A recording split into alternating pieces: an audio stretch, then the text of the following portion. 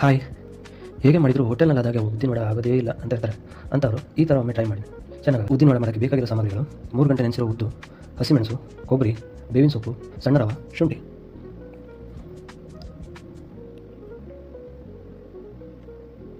ವಡೆ ಮಾಡೋದಕ್ಕೆ ಮೊದಲು ನೆನೆಸಿರೋ ಉದ್ದನ್ನು ಮಿಕ್ಸಿಲಿ ನೀರು ಹಾಕದೆ ರುಬ್ಕೋಬೇಕು. ಅದಕ್ಕೆ ರುಚಿಗೆ ತಕ್ಕಷ್ಟು ಉಪ್ಪು, ಹಾಗೆಯೇ ಹಸಿಮೆಣಸು, ಕೊಬ್ಬರಿ, 5 ಕರಿಬೇವಿನ ಎಲೆ, ಶುಂಠಿ, ರವೆ ಎಲ್ಲ ಹಾಕಿ ಮಿಕ್ಸ್ ಮಾಡಬೇಕು.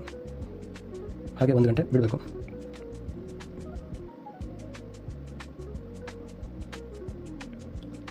ರವೆ ಜಾಸ್ತಿ ಹಾಕಬೇಕು ಅಂತಿಲ್ಲ, ಒಂದು 4-5 ಸ್ಪೂನ್ ರವೆ ಹಾಕಿದ್ರೆ ಸಾಕು.